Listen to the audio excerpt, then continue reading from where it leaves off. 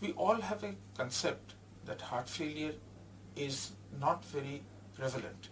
In fact, if you see the 5-year death rates of all the cancers combined, for example, it is breast cancer, Hodgkin's lymphoma, or a non-Hodgkin's lymphoma, or a colon or rectal cancer, or leukemia, all these have lesser percentage of this thing, incidence compared to heart failure, which has got an incidence of 48%. So this enlightens us the fact that how important heart failure is. And because of this high incidence of heart failure, we have to understand that heart failure is a progressive condition with a very high mortality. Now, basically two aspects have to be considered. As heart failure sets in, gradually the patient, if not treated properly, gradually slides down. The disease progression takes place over the years, and as a result, the functional quality of life decreases and the chances of mortality increases. So our main aim here is to somehow improve the functional quality of life and decrease the mortality.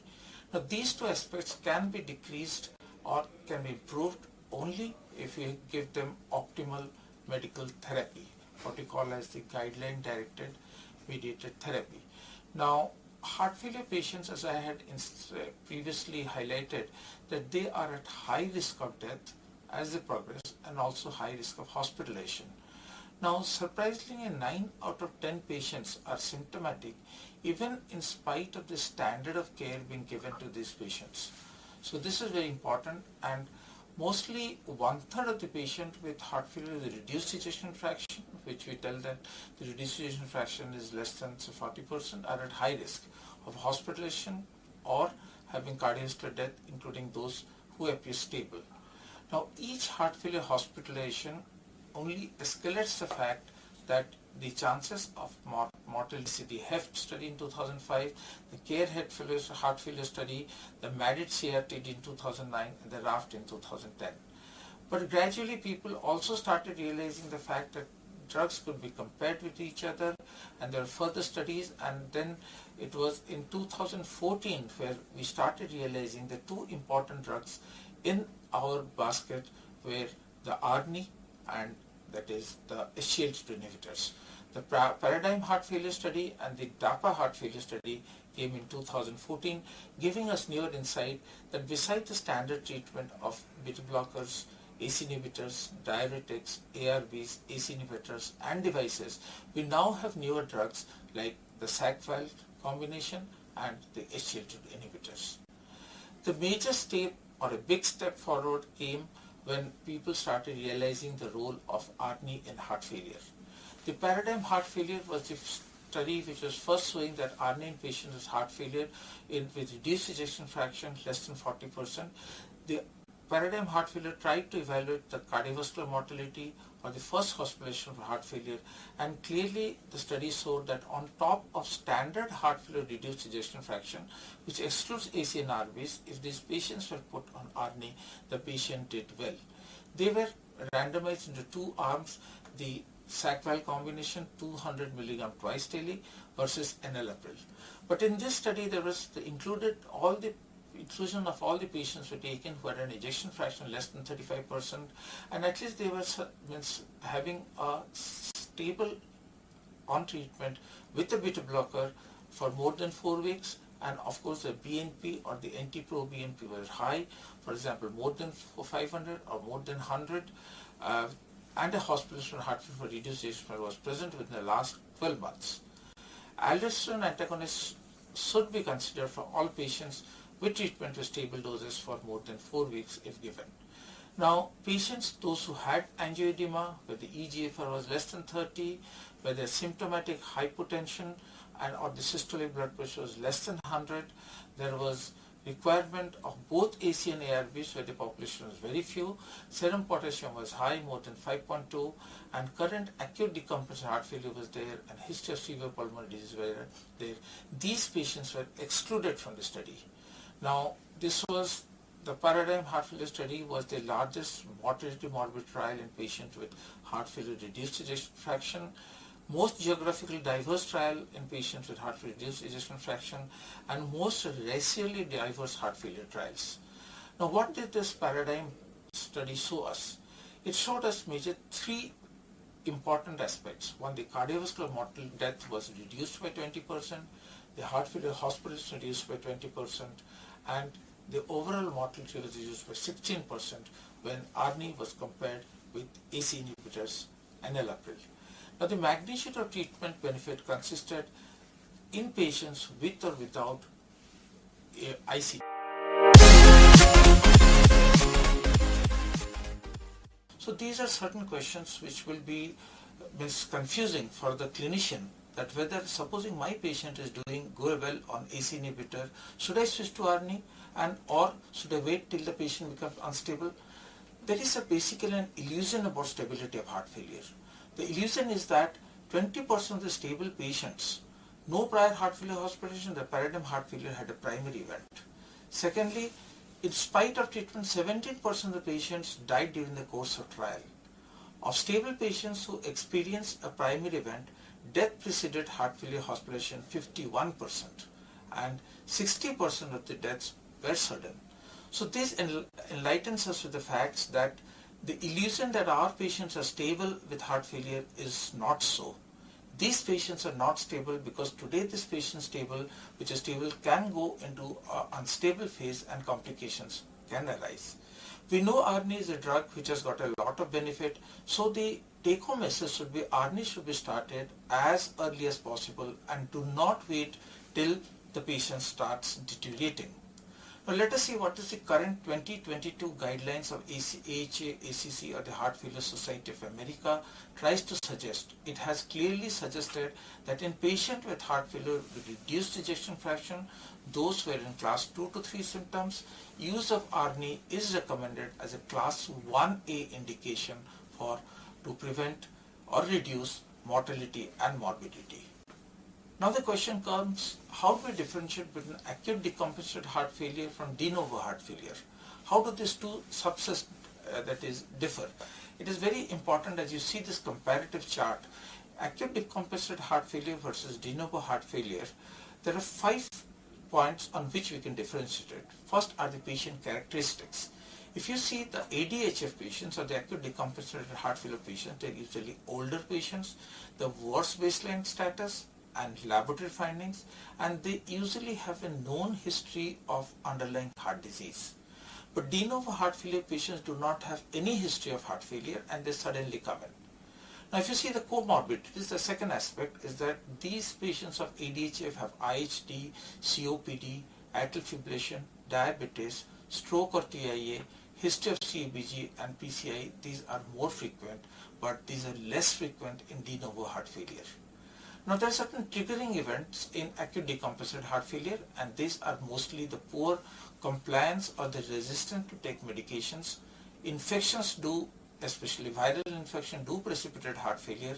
The diet, excessive sodium intake, cardiovascular complication and interventional surgery, drugs like alcohol or digitalis can also trigger events, but in de novo heart failure, it is predominantly the cardiac ischemia or valvular incompetence that occurs because of an acute MI or a mitral regurgitation or an inflammatory problem like viral myocarditis, or toxic, like which can be drug induced, like using anti-cancer drugs, can immediately lead to de novo heart failure.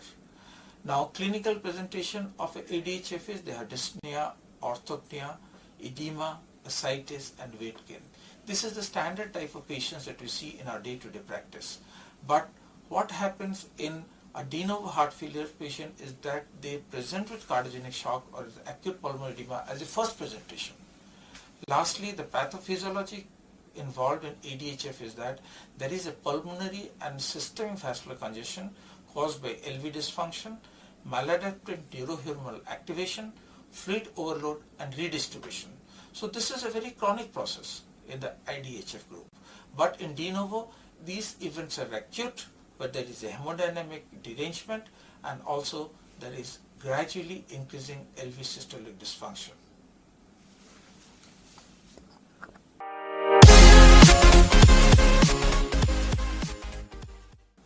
Now let let us go to one of the major trials, that is the Pioneer Heart Failure Study. Now what did the Pioneer Heart Failure Study was done in acute decompensated heart failure where the ejection fraction was less than 40%. 881 patients were included, and these patients were stabilized while still hospitalized. Now what do we mean by stabilization? That is, the systolic blood pressure should be more than 100. There is no increase in IV diuretics. There is no IV vasodilators or no IV INR drops prior to the patient being randomized. They were randomized into two arms. The sacubitril valsartan arm, the target was to go up to 97 versus sac-val to up to max of 100, that is 97 by 103 milligram twice daily, and the enalapril arm was up to 10 milligram twice daily. So these were all in hospital randomization, and the blinded treatment was for 8 weeks. Now what was seen was that when the results were analyzed, it was seen that the heart failure hospitalization patients with ADHF, the results in the sac-val arm was much better than the enalapril arm. What was seen that if you compared the change in NT-proBNP from the baseline percentage, it was seen that the NT-proBNP started falling as early as 1 week of randomization. The fall was much significantly higher in the sac-val arm compared to enalapril. The next aspect that was seen was the cardiovascular death and hospitalization. As you see, the two graphs start widening as early as 1 week, and the sac-val arm or the ARNI arm did much better than the enalapril arm. So this enlightens two facts, that as if you start ARNI as early as possible, the results are visible within 1 week. Let us try to analyze what are the type of patients that were included in the Pioneer Heart Failure Study. The majority patients, that were 41% of the patients, were worsening chronic heart failure patients who were either on ACE or not on an ACE. Now de novo heart failure patients constitute the next subgroup or the maximum subgroup, were around 25 to 27%. Some were on ACE inhibitors, some were not on ACE inhibitors. So it was seen that the change in NT-proBNP after 8 weeks of treatment was best seen in patients with de novo heart failure. So that is, if a patient comes to you with acute pulmonary edema or with left ventricular failure without any previous history of heart failure, you have every right to start this patient on the ARNI based on the Pioneer Heart Failure trials. It was seen the change in proBNP at 8 weeks was very significant. Whereas worsening chronic heart failure or those on ACRB or without ACRB also, it was seen that ARNI did better. But if the patient was not started on ACRB and you directly start with an ARNI, it was still the results were much better. So this should give the take-home message and the confidence based on the Pioneer Heart Failure Study that early initiation of this thing, that is ARNI, does improve the clinical outcomes, and this has been as per the ACC 2021 guidelines. Let us try to analyze that if these patients did not have an exposure to ACE inhibitor ARB and you put them on an ARNI, the same type of phenomena was seen, that patients who had a change in NT-proBNP was higher in the ARNI arm compared to the the enalapril arm. And similarly, incidence of cardiovascular death and hospitalization and heart failure was much lesser in the ARNI arm compared to the enalapril arm.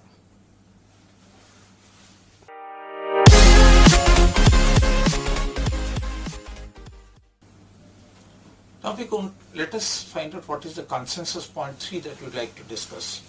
The next aspect that we would like to discuss, can we start ARNI de novo hospitalized patients with heart failure with reduced ejection fraction? I have already discussed how we differentiate a de novo heart failure from an acute decompensated heart failure. The main challenge that comes before us is, can we start ARNI outright in these patients? This is in fact an escalating challenge, and as per the Global Report Heart Failure Registry of patients hospitalized for heart failure, 43% of the population were de novo heart failure, ranging from 20% North America to 79% in Southeast Asia. We know in Southeast Asia the incidence of de novo is much higher. In the PREVENT trial, 66% of the newly diagnosed heart failure reduced ejection fraction were de novo patients. Now if you try to put the sac-val in these patients, in de novo patients, So what this graph shows clearly shows that there was significantly lower incidence of conflict of CV death, heart failure hospitalization in de novo hospitalized, heart failure, reduced ejection fraction patients with the SAC-valve combination. This was the data as published in 2020, and then there was the ESC transition study where they tried to study a population of this post hoc analysis comprising hospitalized patients divided into subgroups based on heart failure study, whether newly diagnosed, that is de novo, or the chronic diagnosed patients. The primary endpoint was to achieve a target of 200 milligram PD at the end of week 10 after randomization, and the secondary endpoint was initiating the SAC-valve after hospitalization in the newly diagnosed patients. Number 2, the proportion of patients who received and maintained any dose of SAC-valve more than 2 weeks leading up to week 10, and the rates of permanent study drug discontinuation due to the adverse effects. So if you try to analyze the changes in the echocardiographic parameters, because we know in heart failure patients, we have to do serial echoes to know whether the patient is improving or not. These changes were in the reversal or the remodeling trials clearly showed that sacubital valsartan improved the cardiac remodeling and pump function more effectively compared to ACE-ARB in de novo hospitalized HFrEF patients. So for example, it was seen that in the SAC-valve combination, 30% of the patient had an increase of ejection fraction to more than 50%, but only 6.5% with the ACE or ARB. Similarly, left ventricular end diastolic dimension, we know that if the end diastolic dimension is more than 5.7, it definitely indicates that the heart has dilated. Now, 26.7% of the patients with SAC-valve showed that there was a decrease of LV end diastolic dimension by more than 10 millimeter, whereas only 3.2% of the patient showed it in the ACE-ARB arm. Another important aspect was that the SAC-valve reduces the high sensitive troponin D concentration in the de novo patient, and this significant reduction was seen to be as early as 4 weeks of randomization, and it persists more than 8 weeks, and to see that the significant reduction in the high sensitive troponin D with SAC-valve in de novo hospitalized patient with HFrEF. Now, it was also observed that the more de novo than prior heart failure with reduced ejection fraction patients achieved the target dose at week 10, and fewer had side effects and permanent treatment discontinuations. As you see these bar graphs, what you see is in the dark blue is the de novo arm of patients, and the light blue is patients who had prior heart failure with HFrEF. You will see the blue bars are all higher than the light blue bars. This establishes the fact that if we start these patients on SAC-valve as early as possible, our patients will benefit. So what does the transition study results teach us? The first line initiation of SAC-valve in de novo heart failure with HFrEF alongside the initiation of other guideline directed therapies is feasible and is associated with a better risk patient benefit profile than in patients with prior heart failure with reduced ejection fraction. The next most important take-home message that we get is that early intervention with SAC-valve should be considered to delay progression in patients with de novo heart failure, because you know that if you start them on early, then definitely the heart failure, that is indices or the echo indices does improve. The 2021 update of the 2017 ACC expert committee really showed that the first step of treatment of heart HFrEF with stage C, one has to prefer ARNI as a foundational therapy along with beta blocker and diuretics. Because of the new evidence that we are getting, ARNI is now considered as an alternative, also recommended in newly diagnosed or the de novo patients with heart failure, and clinicians should aim to achieve optimal GDMT within 3 to 6 months of an initial diagnosis of heart failure. Let us see what the ESC 2021 guideline recommends. The 2021 guidelines of ESC clearly recommends that ARNI must be considered as a first-line therapy instead of ACE inhibitors in heart failure with reduced ejection fraction. So it is not that we had the trials, now it has come to the guidelines that is most important. And if I pick up the 2022 guidelines of the American Heart Association, the American College of Cardiology, or the Heart Failure Society of America. They clearly state that in patients with heart failure, reduced ejection fraction and NYHA class 2 to 3, the use of ARNI is recommended to reduce mortality and morbidity as a class 1 indication. So this will give us the confidence that in de novo patients, we have every right or every justice to be done, and evidence does state that these patients should be started on ARNI for better outcomes in the long run as early as possible.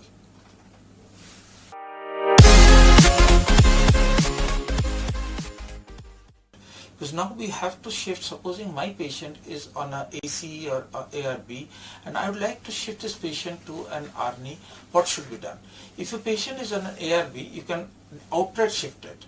But if the patient is on ARNI, you have to switch off the AC inhibitors of at least 36 hours, minimum 36 hours, and then start selecting the dose of ARNI to be given. Now, how do you select the dose of the ARNI to be given? If your patient was taking less than 10 milligram of AC inhibitors, that is enalapril, or equivalent of less than 160 milligram daily of valsartan, then we can start with 50 milligram of ARNI twice daily. But if the patient was taking more than 10 milligram of enalapril, then you can start with 50 milligram, that is 100 milligram twice daily.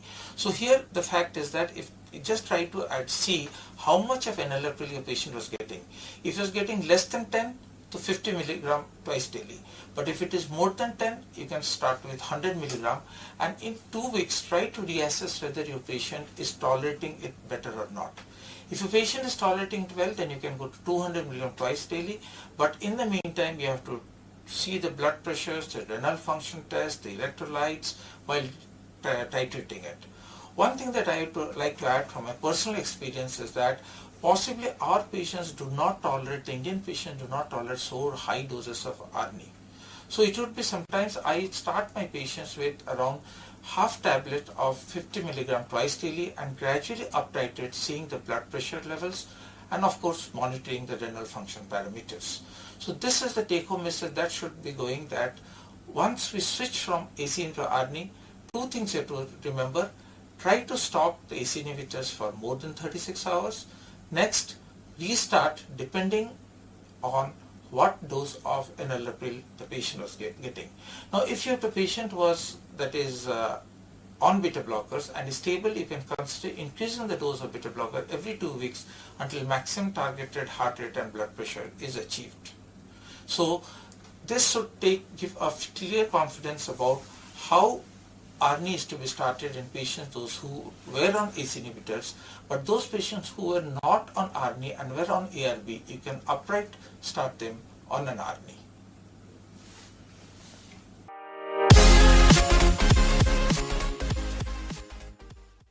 If you try to analyze the reasons, they are almost the same. The first and the commonest reason is that once you start with a patient on ARNI, the patient will have symptomatic hypotension. So that is why the importance of monitoring the hypotension is most important. Next was worsened EGFR.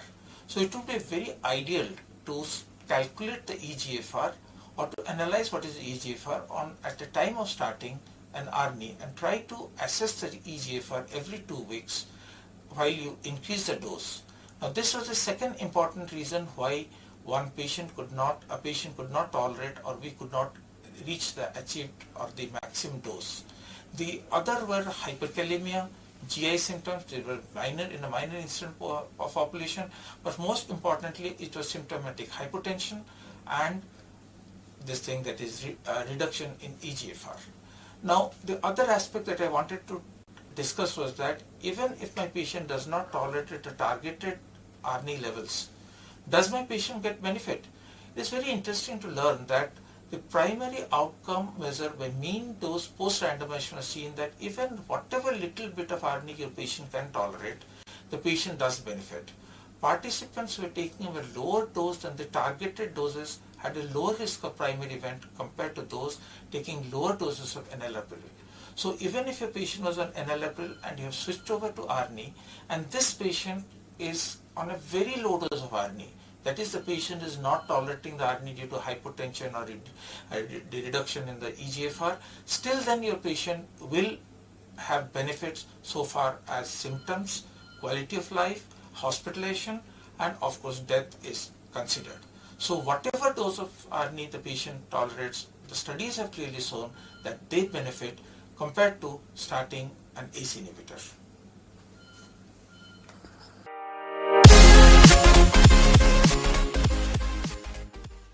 Because when the blood pressure starts coming down to 100, you are very cautious, you are very afraid about whether you should put these patients on ARNI or whether you should continue.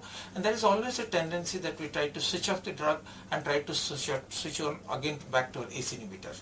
Now if you see this analysis, that this study which the analysis has been done by Bohem, it has been shown that ARNI reduces the risk of CV death and heart failure hospitalization even in patients with low blood pressure.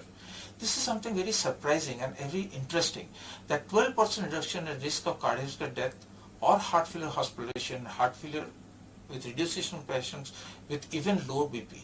If your patient has a low side BP of around 100 and the patient doesn't have any symptoms, please continue your ARNI.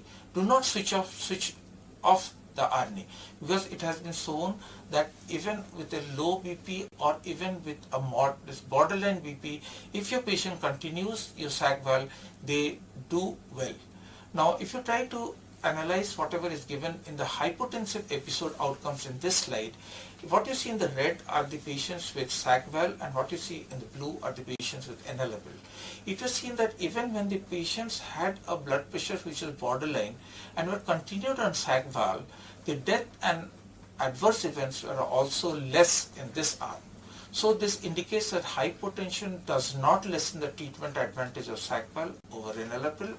And next, older patients with lower BP require a little bit more intense monitoring, and this is as such in all your heart failure patients. And if you monitor them carefully and try to go to the maximum tolerable dose without any side effects, the patient do benefit with ARNI. So the take-home message should be that do not be afraid if the blood pressure is around 100. Do not pull out your patients from ARNI. Try to monitor them carefully, because this is a drug which will give you benefit even in patients with borderline systolic blood pressures.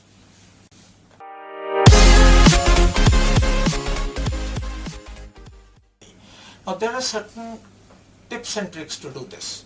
What is to be done is that first try to correct the volume or salt depletion.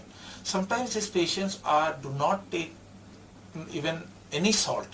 When you ask them not to take salt or to reduce salt, I have seen patients coming to my OPD telling that I take totally no salt in my diet. That is a wrong concept. Because of no salt in the diet, the patient's BP remains low. Try to correct first the volume if the patient is a little bit dehydrated. Try to tell that the patient can go for a normal or a reduced salt intake. Now, in the patients who are hypovolemic, the second issue is that you have to reduce or down titrate the dose of the diuretics. That is the first drug that you have to reduce. And of course, it has been seen that SGLT2 inhibitors to some extent has a diuretic effect. So try to see that whether, if you ask me that whether SGLT2 inhibitors are better or ARNI is better, because we know the benefits of ARNI are so good, we'd like to combine ARNI with SGLT2 inhibitors. Try to even reduce a little bit of SGLT2 inhibitors also. If the patient was taking 10 mg of dapagliflozin, you can come down to 5, so that the benefit of both the drugs are got together. Now, if your patients, especially the fragile elderly patients, you start with a lower dose of sag valve. For example, I put my patients on 25 mg twice daily. Of course, these tablets are not scored, and we have to see that this patient ultimately takes half dose of 50 mg twice daily, or even half dose of sag valve once daily to be started with, because we know even the lowest dose of sag valve does benefit the patient. And supposing in patients who are on low dose of ACARB or a NAV ACARB patients, lower dose of starting and gradually up titration is the key take-home message that is for ARNI.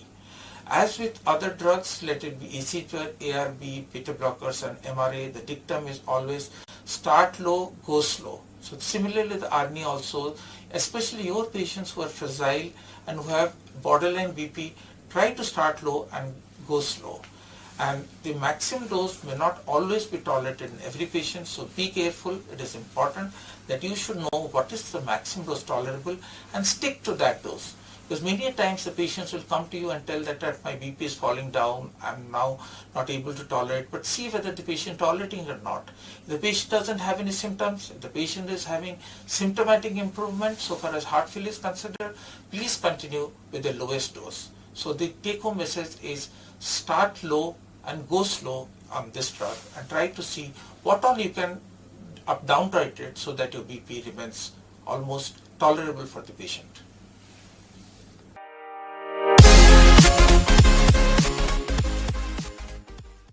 Now naturally we know that devices are costly affairs, and one question that was asked was, will introduction of ARNI reduce the need of device therapy in heart failure, reduce ejection fraction? In fact, after introduction of this drug and being used more frequently, it has been seen data is clear with us that many patients whom we had planned for a device do not need a device because the ejection fraction starts improving from week 4 onwards to week 8, the NT-proBNP decreases, patient symptomatic improvement occurs, so the need of devices to come down. But if you try to see the recommendation as per the ACC, secondary prevention for prevention of sudden death, and AICD is definitely recommended, is a class 1 indication. But in primary prevention, for example, in patients with ejection fraction less than 35% despite more than 3 months of optimized medical therapy, and they are expected to survive more than 1 year with good functional status, then if the IST had an MI within the prior 40 days, one has to go for a device that is a class 1A indication, and in dilated cardiomyopathy it is a class 1B indication. Now supposing the patient is symptomatically having a heart failure with a reduced ejection fraction, that is ejection fraction is less than 40%, is symptomatic, first of all try to treat all the reversible causes. That is, if the patient has ischemia, try to recorrect ischemia, and if you try to optimize the patient's arrhythmias, try to give beta blockers, then optimize medical therapy, and if the patient has not been started on an ARNI, you have to start an ARNI, or if the patient is on an AC or ARB, then you have to stop ACI as I have stated in my previous discussion and try to see that the patient is put on whatever tolerable doses of ARNI can be given. Now this patient comes to symptomatic NYHA class 2 and is not a candidate for ICD. For example, if the ejection fraction is less than 35% and in class 2 to 3 ejection fraction less than 30% NYHA 1, or the history of VTVF, where you have to think of an ICD, naturally you have to put this patient on ARNI. Now you have the one major criteria for putting an ICD or a CRTD is arrhythmias, and the second thing the LBP. The LBP with wide QRS or a non-LBP with wide QRS more than 150 seconds, there is gap of evidence. There is no data on significant positive benefits of a CRT or ICD when used over and above ARNI. Now, these patients of LBP with wide QRS and non-LBP with wide QRS more than 150, a CRTD or CRTP with NYHA class 4 is indicated. But we know that a major group of patients, that is 1/3 of the patients, are non-responders of CRT. And two important causes for this is the frequent VPCs and the progression of heart failure. And we should remember that devices do not prevent the progression of heart failure. It is only drugs that prevent the progression of heart failure. Now what are these drugs? These drugs are ARNI, beta blockers, and your SGLT2 inhibitors.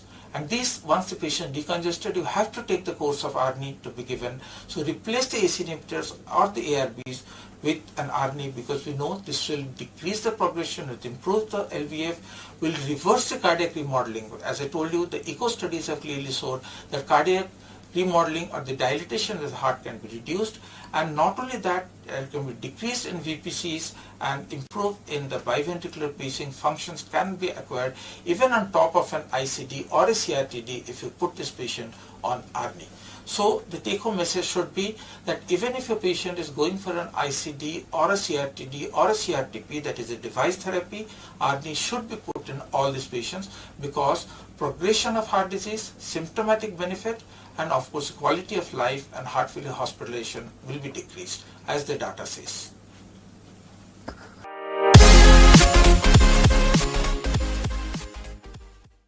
Now if we see the heart failure registry of Trivandrum registry, it was seen that 55% of our patients hospitalized for heart failure had diabetes. Now I had also previously told that majority of the patients in the Asian population have heart diabetes or hypertension, those who had heart failure. So at failure and at discharge, it was seen that the guideline directed mediated therapy given to these patients was very less compared to what it was given in the Western countries. Now if you see the incidence of heart failure and diabetes as per the paradigm heart failure study, it was seen that almost 35% reduction in diabetes was there. Shift studies showing 30%, eco-CRT studies showing 41%. Similarly, senior salt merit all shows data between anything between 20 to 30% in chronic heart failure patients. The prevalence of diabetes is almost to the tune of 30%. That means 1/3 of your chronic heart failure patients have diabetes along with them. Now if you see the heart failure prevalence, what has been seen in the various trials, whether the DPP-4 inhibitor trial, the SGLT2 inhibitor trial or GLP-1 receptor agonist trial, it was seen that diabetes patient had prevalence of heart failure in almost 10 to 30%. So vice versa is true, that is chronic heart failure patient had 30% incidence of diabetes and those who have diabetes have 30% incidence of heart failure. So this enlightens us the fact that almost 1/3 of our patients of diabetes will go to heart failure, or 1/3 of the patients who had heart failure will have diabetes. Now ARNI reduces CV death and heart failure hospitalization, not only these two, but also improves the quality of life irrespective of the glycemic status.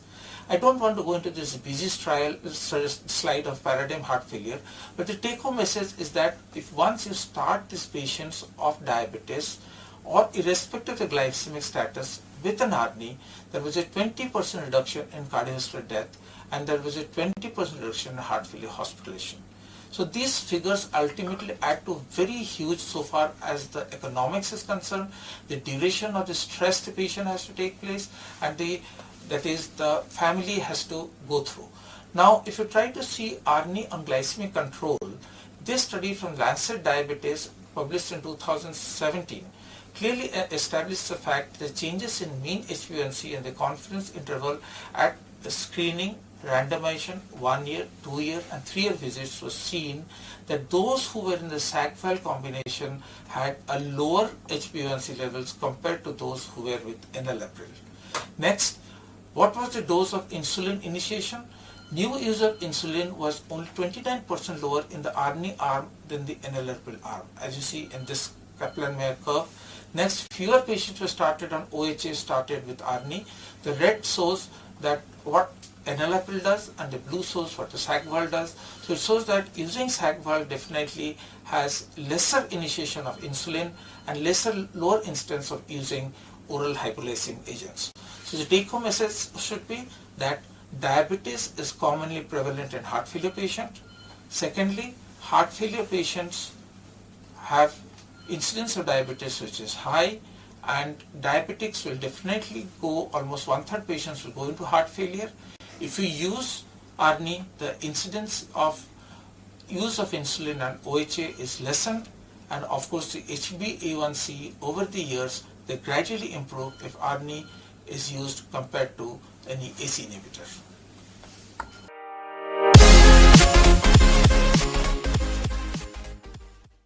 Now let us come to a very important aspect. Nowadays we have started recognizing more and more cases of heart failure with preserved ejection fraction. Now what do I mean by heart failure with preserved ejection fraction? These patients have an ejection fraction more than 50%, but they have signs of heart failure. Now many times patients do come to our OPD. For example, a diabetes comes, the ejection fraction is normal, but if you try to see maybe having a little bit of edema, maybe telling I'm unusually feeling fatigue, having shortness of breath, do NT-proBNP in these patients and you'll see that patient, in spite of having a good systolic function, does have heart failure signs and the NT-proBNP is raised. Now this slide enlightens us and also establishes a very important and interesting aspect, that heart failure with reduced ejection fraction starts at the heart and then goes elsewhere. That is, the primary focus is on the heart. From the heart the ejection fraction decreases and ultimately all other organs get affected. But heart failure with preserved ejection starts elsewhere and finally ends at the heart. That is, it is in a centripetal fraction, and in the heart failure reduced ejection is in a centrifugal fraction. So how does this concept of heart failure with preserved ejection starting elsewhere end up with the heart? Basically, there is metabolic stress, aging, cardiac remodeling, ventricular vascular stiffening, and sedentary lifestyle. And we all know that diabetics and hypertensives have all these factors combined with them, especially the dysmetabolic syndrome patients. And these dysmetabolic syndromes who have metabolic stress, aging, cardiac remodeling, ventricular vascular stiffening, and sedentary life ultimately have loss of cardiac, vascular, and skeletal muscle reserve, and they go into heart failure. Even though the heart function is normal, they have symptoms of heart failure. Now, if you try to see what we had till date about the treatment of heart failure preserved ejection fraction is to treat the causes, that is, control diabetes, control hypertension, control the weight, and of course give a little bit of diuretics. We didn't have any drugs. We didn't have any just to control the risk factors. But whatever were the trials with heart failure preserved ejection, say the CHARM study, PRESERVE study, Hillstad study, Candesartan versus placebo, the irbesartan, the iPreserve study with placebo, the PEP heart failure study with perindopril, or the TopCat study with spironolactone, none of the studies showed any improvement. So these were all failed outcome trials at heart failure with preserved ejection fraction. Now, we always have an idea that patients with heart failure with preserved ejection fraction have lesser risk of death and hospitalization compared to heart failure with reduced ejection fraction. If you try to see this study, which was heart failure in Ontario, Canada, it was seen that these observational studies clearly shown that the survival rates were similar. That is, the patient had heart failure reduced ejection fraction or with preserved ejection fraction, within 10 years the chances of survival were the same. So we should try to understand that heart failure with preserved ejection fraction is an entity which is diagnosed, which is already described well, and the parameters have been described, and now we come to the in the previous aspects I discussed that those who mean cutoff point was around 57%. But what about the population between 40 to 57%? Can I start with them? Naturally, we know we have data where we have ejection fraction less than 40 where ARNI has shown improvement, more than 60 ARNI has shown improvement. Now what about this mid-range ejection fraction? That is what I am trying to highlight on. Now if you see the slide on 2022 about the AHA, ACC, HFSA guidelines, it is clearly stated that ARNI is a class 2B indication when the patient has got symptomatic heart failure with ejection fraction more than 50%. This new FT indication opens up the use of sac valve in patients with a mid-range of ejection fraction, preserved ejection fraction. So if this enlightens us the fact that it is not a drug for the preserved ejection fraction. A preserved ejection fraction may gradually improve to the mid-range ejection fraction, or what we call the heart failure with improving ejection fraction, and ultimately may land up with a preserved ejection fraction. So the drug goes on. Or a preserved ejection fraction may gradually decrease, were not put on adequate guideline directed mediated therapy like ARNI can reduce to 40 to 57% or still lesser, so ARNI holds good. So whatever be the percentage of ejection fraction, this drug does work, and that should be the take home message.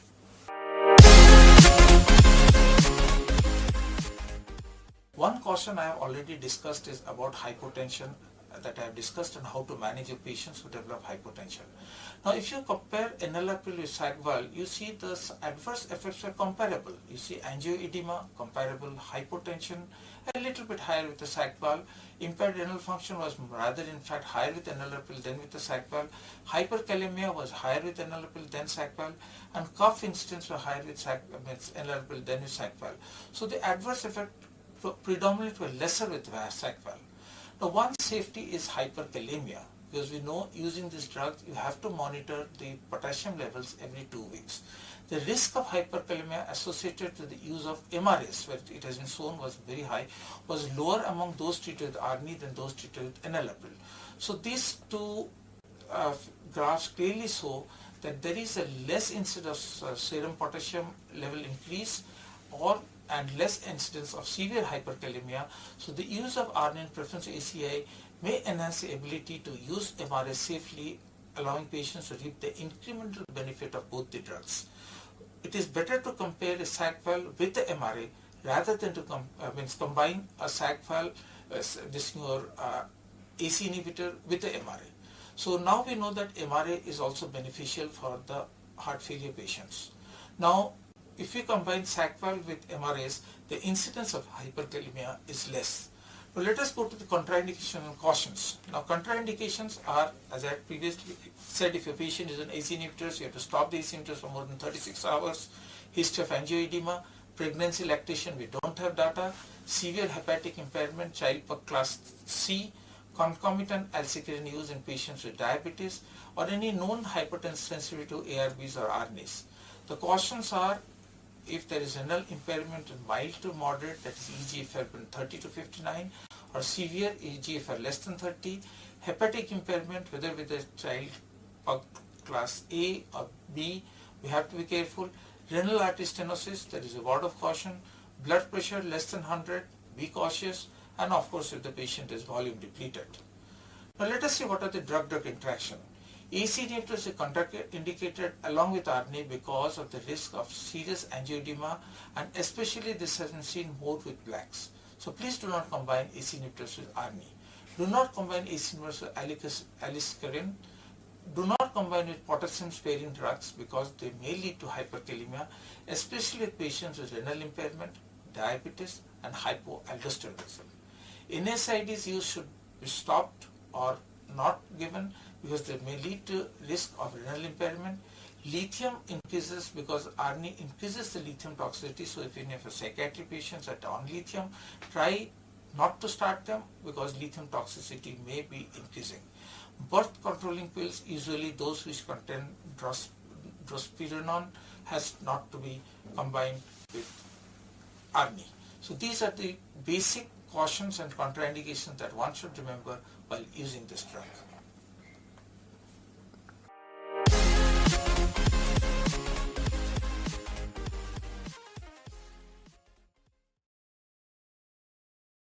Because you might be thinking that possibly many of the patients don't, but that's not true, because most of the patients do tolerate ARNI.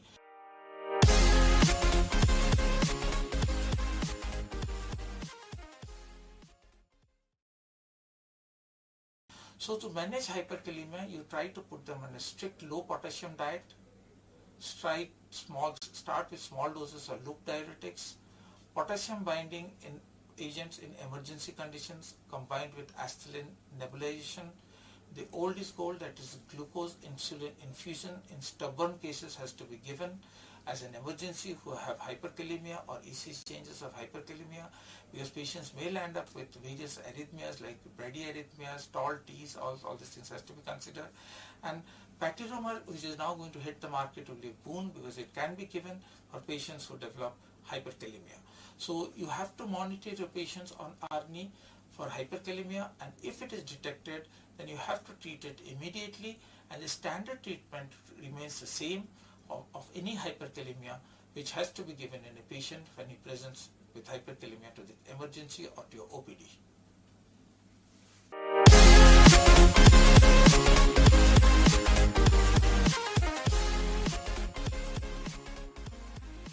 Now, should I stop this drug?